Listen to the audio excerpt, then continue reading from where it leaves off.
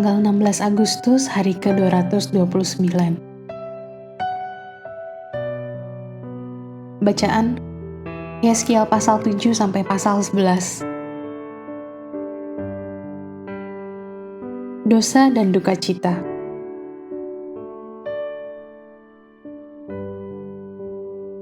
Garis besar. Akhir pemberontakan bangsa telah tiba. Dosa masa lalu sekarang memberi jalan untuk kehancuran yang mengerikan saat kota Yerusalem jatuh di tengah kebingungan dan kebrutalan. Bait suci, tempat tinggal Allah di antara umatnya, tidak lagi menjadi tempat kemuliaan Tuhan. Para pemimpin Yehuda seperti orang buta menuntun orang buta, menonton tanpa daya saat Yerusalem yang mereka cintai berubah menjadi kawah yang mendidih. Bahkan Nabi Yeskiel bertanya-tanya, bagaimana ada yang bisa bertahan dalam serangan gencar itu. Tetapi firman Tuhan kembali datang dalam peringatan yang menenangkan. Aku akan menghimpunkan kamu dari bangsa-bangsa dan mengumpulkan kamu dari negeri-negeri di mana kamu berserak, dan aku akan memberikan kamu tanah Israel. Pasal 11 ayat 17.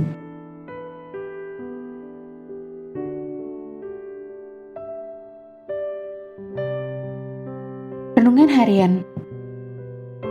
Ada perbedaan besar antara latihan lari cepat, seperti lari 100 meter, dan latihan untuk maraton yang mencakup lebih dari 26 mil. Bagi pelari maraton melalui 100 meter pertama, dalam 10 detik adalah hal yang tidak terlalu penting. Kecepatan awal itu bagus, tetapi kemampuan untuk bertahan berlari mil demi mil merupakan hal yang benar-benar berarti. Keteguhan, bukan hanya ketangguhan jangka pendek, adalah hal yang menentukan siapa pemenangnya dalam lari maraton. Tuhan memberitahu Nabi Yeskiel sebelumnya bahwa dia akan berlari maraton. Pasal 3 ayat 4, ayat 7-9. Bukan sebuah lari jarak pendek. Pendengarnya akan bebal, sulit mendengar, dan tak acuh terhadap pesannya. Yeskiel akan membutuhkan kekuatan dalam jangka panjang. Bagaimana dengan Anda hari ini? Perlombaan Anda dijelaskan dalam Ibrani pasal 12 ayat 1-2. Kenakan sepatu lari Anda dan berjalan kakilah beberapa menit sambil Anda merenungkan maraton yang Tuhan telah tetapkan di hadapan Anda dengan sumber daya yang Ia sediakan dalam Putranya, yaitu kekuatan untuk setiap langkah.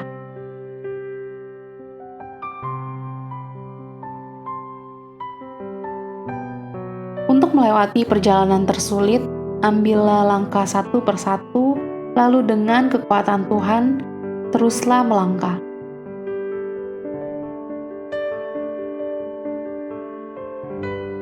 Pendalaman. Nama yang kuat untuk penugasan yang menuntut. Yeskiel pasal 3 ayat 8-9. Nama Yeskiel secara harfiah berarti Allah menguatkan atau kekuatan Allah.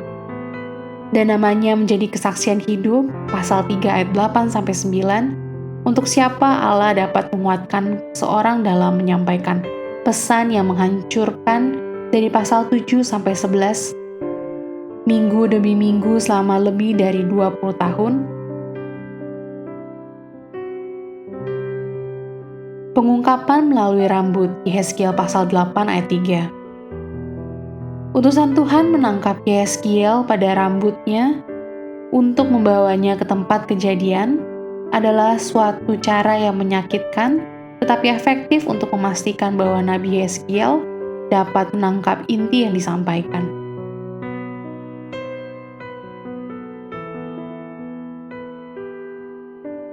Kemuliaan memudar, Yeskiel pasal 11 ayat 23.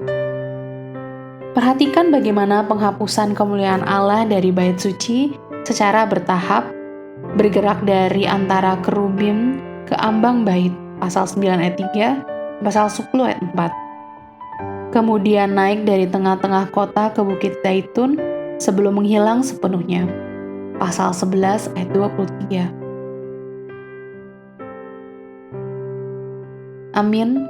Tuhan Yesus memberkati.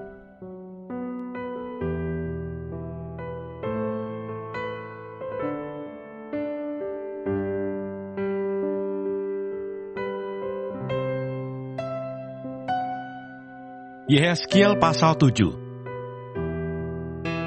Kesudahan Yerusalem tiba. Kemudian datanglah firman Tuhan kepada aku. Engkau anak manusia, katakanlah, beginilah firman Tuhan Allah kepada tanah Israel.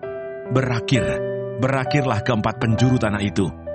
Kini kesudahanmu tiba, dan aku akan mencurahkan murkaku atasmu, dan aku akan menghakimi engkau selaras dengan tingkah lakumu, dan aku akan membalaskan kepadamu segala perbuatanmu yang keji. Aku tidak akan merasa sayang kepadamu, dan tidak akan kenal belas kasihan. Tetapi aku akan membalaskan kepadamu selaras dengan tingkah lakumu, dan perbuatan-perbuatanmu yang keji akan tertimpa atasmu. Maka kamu akan mengetahui bahwa akulah Tuhan. Beginilah firman Tuhan Allah. Lihat, bencana demi bencana akan datang. Kesudahan datang, kesudahanmu tiba. Seakan-akan ia terbangun melawan engkau. Lihat datangnya. Malapetaka datang atasmu, hai penduduk negeri. Waktunya datang, saatnya tiba. Hari huru-hara, bukan tembik sorak di atas gunung-gunung. Sekarang dengan segera, aku akan mencurahkan amarahku atasmu, dan melampiaskan murkaku kepadamu. Aku akan menghakimi engkau selaras dengan tingkah lakumu, dan membalaskan kepadamu segala perbuatan-perbuatanmu yang keji. Aku tidak akan merasa sayang dan tidak akan kenal belas kasihan. Selaras dengan tingkah lakumu, akan kubalaskan kepadamu, dan perbuatan-perbuatanmu yang keji akan tertimpa atasmu. Maka kamu akan mengetahui bahwa aku Tuhanlah yang memusnahkan. Lihat, harinya sungguh datang. Malapetaka akan menimpa, kelaliman bertunas, keangkuhan bertaruk, kekerasan bersimaharajalillah yang menjadi penopang segala kejahatan. Tidak ada dari mereka yang tertinggal, baik dari kelimpahan mereka maupun dari kemewahannya. Kemolekannya pun akan terhabus. Waktunya datang, harinya mendekat.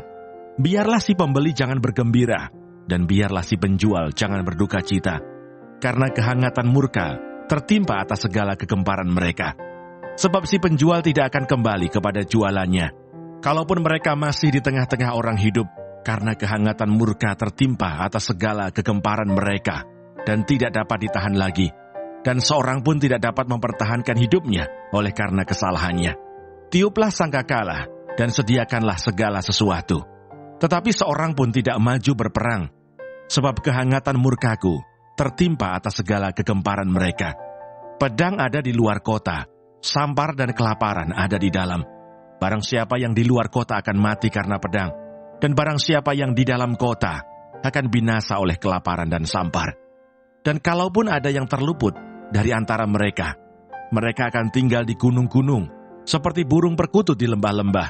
Semuanya mengerang, masing-masing karena kesalahannya sendiri.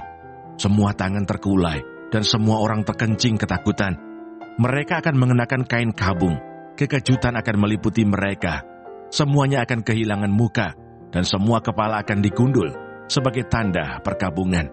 Perak mereka akan dicampakkan keluar, dan emas mereka akan dianggap cemar. Emas dan peraknya tidak akan dapat menyelamatkan mereka pada hari kemurkaan Tuhan. Mereka tidak akan kenyang karenanya, dan perut mereka tidak akan terisi dengannya. Sebab hal itu menjadi batu sandungan yang menjatuhkan mereka ke dalam kesalahan. Mereka menghiasi dirinya dengan emas dan peraknya, dan kepermaian perhiasan ini membawa mereka dalam kecongkakan. Dari emas dan perak itu, mereka membuat patung-patungnya yang keji, dan dewa-dewanya yang menjijikkan. Oleh sebab itu aku akan menjadikan emas dan peraknya cemar bagi mereka. Aku akan menyerahkannya menjadi rampasan di tangan orang-orang asing, dan menjadi jarahan bagi orang-orang fasik di bumi ini, dan mereka ini akan menajiskannya. Aku akan memalingkan wajahku daripada mereka, dan perampok-perampok akan menajiskan rumahku yang berharga. Mereka akan masuk ke dalamnya dan menajiskannya, serta memusnahkannya. Sebab negeri itu penuh hutang darah, dan kota itu penuh kekerasan. Aku akan membiarkan datang bangsa-bangsa yang paling kejam, dan bangsa-bangsa ini akan mengambil rumah-rumah mereka menjadi miliknya. aku akan mengakhiri kecongkakan mereka yang ditimbulkan kekuatan mereka itu, dan tempat-tempat kudus mereka akan dinajiskan. Ketakutan datang, dan mereka mencari keselamatan. Tetapi tidak ada. Bencana demi bencana akan datang, kabar demi kabar akan tersiar. Mereka akan menginginkan suatu penglihatan dari nabi, pengajaran hilang lenyap dari imam, dan nasihat dari tua-tua. Raja akan berkabung, dan pemimpin akan diliputi kekagetan, dan tangan seluruh penduduk negeri itu menjadi lemas ketakutan. Aku akan perbuat terhadap mereka selaras dengan tingkah lakunya, dan aku akan menghakimi mereka selaras dengan cara mereka menghakimi. Dan mereka akan mengetahui bahwa akulah Tuhan. Yehezkiel pasal 8. Berhala kekejian yang ada di dalam bait Allah. Pada tahun ke-6 dalam bulan yang ke-6, pada tanggal 5 bulan itu, waktu aku duduk di rumahku, berhadap-hadapan dengan para tua-tua Yehuda, kekuasaan Tuhan Allah meliputi aku di sana, dan aku menerima penglihatan. Sungguh, ada kelihatan yang menyerupai seorang laki-laki. Dari yang menyerupai pinggangnya sampai ke bawah, kelihatan seperti api, dan dari pinggangnya ke atas, kelihatan seperti cahaya, seperti suasa mengkilat. Dia mengulurkan sesuatu yang berbentuk tangan, dan dipegangnya jambul kepalaku. Lalu roh itu mengangkat aku ke antara langit dan bumi, dan membawa aku dalam penglihatan-penglihatan ilahi ke Yerusalem, dekat pintu gerbang pelataran dalam yang menghadap ke utara, di mana terdapat berhala cemburuan yang menimbulkan cemburu itu. Lihat, di sana tampak kemuliaan Allah Israel, seperti penglihatan yang kulihat di lembah itu. Firman-Nya kepadaku, "Hai anak manusia, lihatlah ke utara." Aku melihat ke utara, sungguh, di sebelah utara gerbang mezbah, dekat jalan masuk, terdapat berhala cemburuan tadi. Firman-Nya kepadaku, "Hai anak manusia, kau lihatkah apa yang mereka perbuat? Yaitu perbuatan-perbuatan kekejian yang besar-besar yang dilakukan oleh kaum Israel di sini, sehingga aku harus menjauhkan diri dari tempat kudusku. Engkau masih akan melihat perbuatan-perbuatan kekejian yang lebih besar lagi." Dan dibawanya aku ke pintu pelataran. Aku melihat, sungguh, ada sebuah lobang di dalam temboknya. Firman-Nya kepadaku, "Hai anak manusia, perbesarlah lobang yang di tembok itu." Sesudah aku memperbesar lobang itu, lihat, ada sebuah pintu. Firman-Nya kepadaku, "Masuklah dan lihatlah perbuatan-perbuatan kekejian yang jahat yang mereka lakukan di sini." Lalu aku masuk dan melihat, sungguh, segala gambar-gambar binatang melata dan binatang-binatang lain yang menjijikkan, dan segala berhala-berhala kaum Israel terukir pada tembok sekelilingnya. Dan di hadapannya berdiri 70 orang tua-tua kaum Israel, dengan Yaasanya bin Safan di tengah-tengah mereka, dan masing-masing memegang bokor ukupannya di tangannya, dan keharuman dari asap ukupan itu naik ke atas. Firman-Nya kepadaku, "Kau lihatkah, hai anak manusia, apa yang dilakukan oleh tua-tua kaum Israel di dalam kegelapan? Masing-masing di dalam kamar tempat ukiran-ukiran mereka, sebab mereka berkata, 'Tuhan tidak melihat kita, Tuhan sudah meninggalkan tanah ini.' Ditambahkannya lagi, engkau masih akan melihat perbuatan-perbuatan kekejian yang lebih besar lagi yang mereka lakukan." Lalu dibawanya aku dekat pintu gerbang rumah Tuhan yang di sebelah utara. Sungguh, di sana ada perempuan-perempuan yang menangisi Dewa Tamus. Firman-Nya kepadaku, "Hai anak manusia, kau lihatkah apa yang mereka perbuat? Engkau masih akan melihat perbuatan-perbuatan kekejian yang lebih besar lagi daripada ini." Kemudian dibawanya aku ke pelataran dalam rumah Tuhan.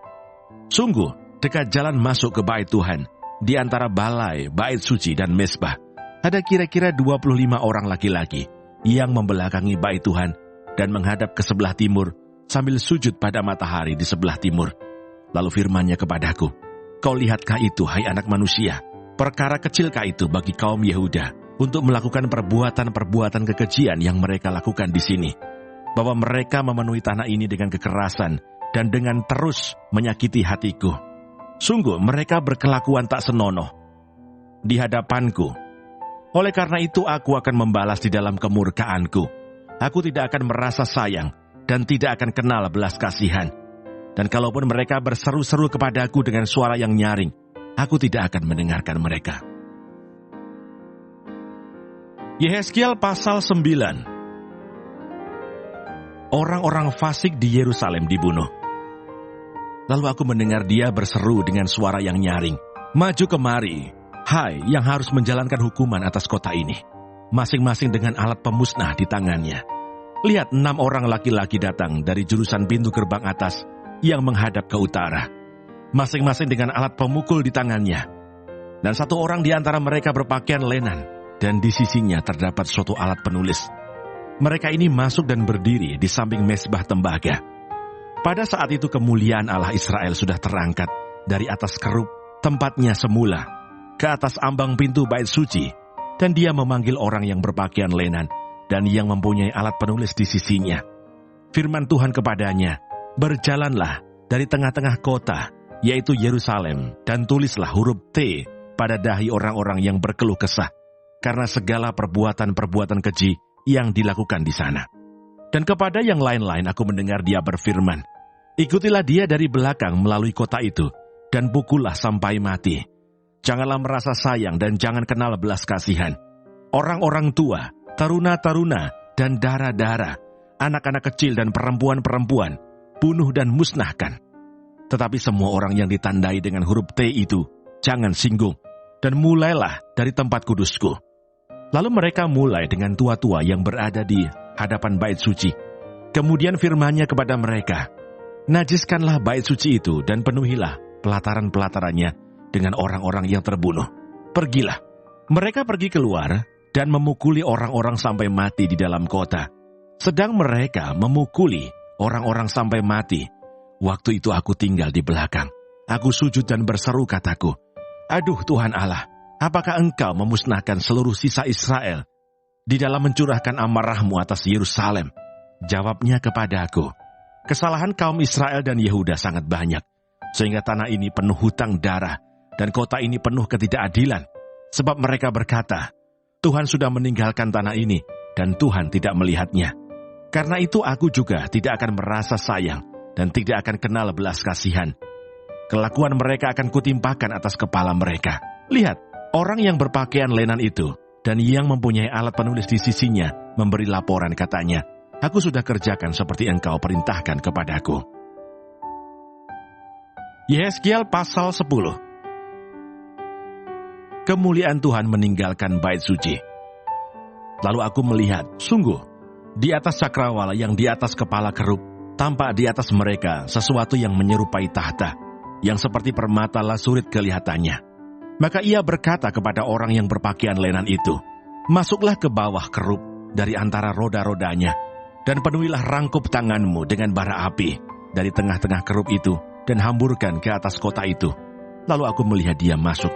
Kerub-kerub itu berdiri di sebelah selatan bait suci, waktu orang itu masuk ke tengah-tengah roda-rodanya, dan segumpal awan memenuhi pelataran dalam. Dalam pada itu kemuliaan Tuhan naik dari atas kerub dan pergi ke atas ambang pintu bait suci. Dan bait suci ini dipenuhi oleh awan itu, dan pelatarannya penuh dengan sinar kemuliaan Tuhan. Suara sayap kerub itu terdengar sampai pelataran luar, seperti suara Allah yang Maha Kuasa, kalau ia berfirman. Ia memerintahkan kepada orang yang berpakaian lenan itu, "Ambillah api dari tengah-tengah roda-rodanya, dari tengah-tengah kerub itu." Maka yang berpakaian lenan ini pergi berdiri di samping salah satu dari roda-roda itu. Lalu seorang kerub itu mengulurkan tangannya dari tengah kerub-kerub ke api yang ada di tengah-tengah mereka. Diambilnya sedikit dan ditaruhnya di dalam tangan orang yang berpakaian lenan. Orang ini menerimanya dan pergi. Pada kerub-kerub itu tampak yang menyerupai tangan manusia di bawah sayap mereka. Aku melihat sungguh, di samping kerub-kerub itu terdapat 4 roda. 1 roda di samping seorang kerub, dan roda-roda ini kelihatannya seperti kilauan permata pirus. Kelihatannya kesempatannya adalah serupa, seolah-olah roda yang satu di tengah-tengah yang lain. Kalau mereka berjalan, mereka dapat menuju ke 4 jurusan tanpa berbalik kalau berjalan. Karena tempat mana yang dituju oleh yang di muka, kesitulah pergi yang lain-lain, tanpa berbalik kalau berjalan. Seluruh badan mereka, punggungnya, tangannya, sayapnya, dan roda-rodanya penuh dengan mata sekelilingnya. Ya, roda-roda mereka berempat juga. Aku dengar bahwa roda-rodanya disebut puting beliung. Masing-masing mempunyai 4 muka. Muka yang pertama ialah muka kerub, yang kedua ialah muka manusia, yang ketiga ialah muka singa, dan yang keempat ialah muka Raja Wali. Kerub-kerub itu naik ke atas. Itulah makhluk-makhluk hidup yang dahulu kulihat di tepi sungai Kebar. Kalau kerub-kerub itu berjalan, roda-roda itu juga berjalan di samping mereka. Kalau kerub-kerub itu mengangkat sayapnya untuk terbang dari tanah, roda-roda itu tidak bergerak dari samping mereka. Kalau kerub-kerub itu berhenti, roda-roda itu berhenti. Kalau kerub-kerub itu naik ke atas, roda-roda itu sama-sama naik dengan mereka. Sebab roh makhluk-makhluk hidup itu ialah di dalam roda-roda itu. Lalu kemuliaan Tuhan pergi dari ambang pintu bait suci dan hinggap di atas kerub-kerub. Dan kerub-kerub itu mengangkat sayap mereka. Dan waktu mereka pergi, aku lihat mereka naik dari tanah dan roda-rodanya bersama-sama dengan mereka. Lalu mereka berhenti dekat pintu gerbang rumah Tuhan yang di sebelah timur, sedang kemuliaan Allah Israel berada di atas mereka. Itulah makhluk-makhluk hidup yang dahulu kulihat di bawah Allah Israel di tepi sungai Kebar. Dan aku mengerti bahwa mereka adalah kerub-kerub. Masing-masing mempunyai 4 muka, dan bagi masing-masing ada 4 sayap, dan di bawah sayap mereka ada yang berbentuk tangan manusia. Kelihatannya muka mereka adalah serupa dengan muka yang kulihat di tepi sungai Kebar. Masing-masing berjalan lurus ke mukanya. Yehezkiel pasal 11. Pemimpin-pemimpin Israel dihukum.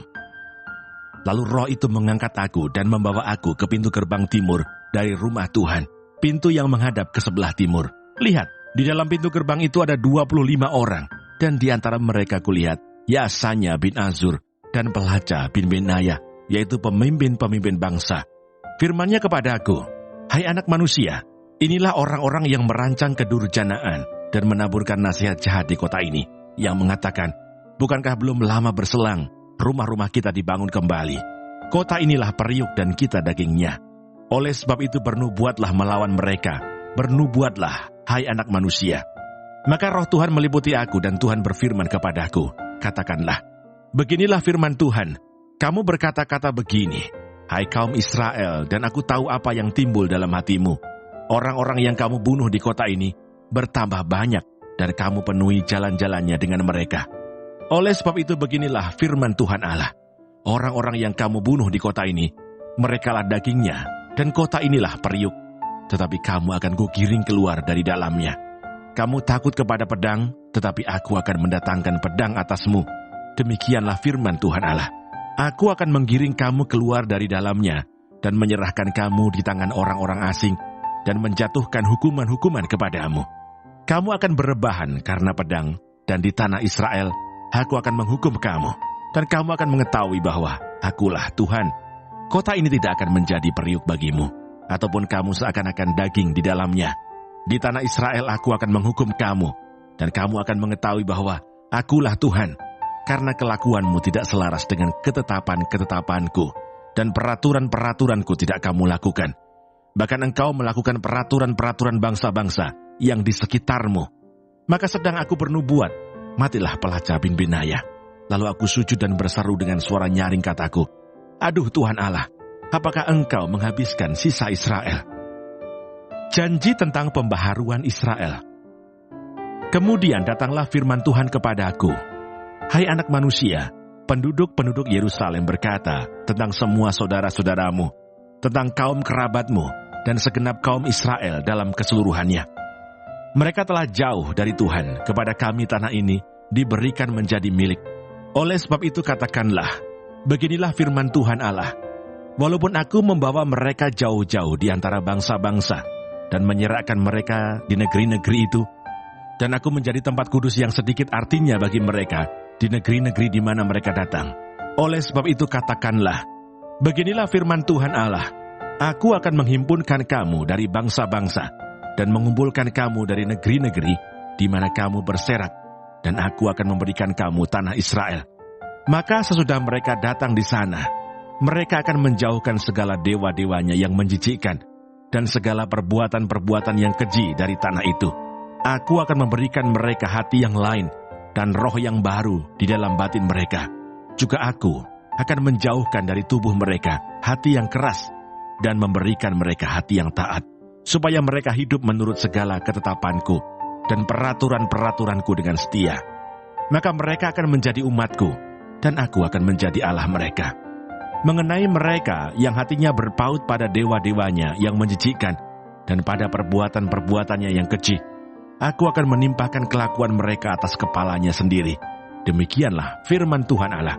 Maka kerup-kerup itu mengangkat sayap mereka, dan roda-rodanya bergerak bersama-sama dengan mereka, sedang kemuliaan Allah Israel berada di atas mereka. Lalu kemuliaan Tuhan naik ke atas dari tengah-tengah kota, dan hinggap di atas gunung yang di sebelah timur kota.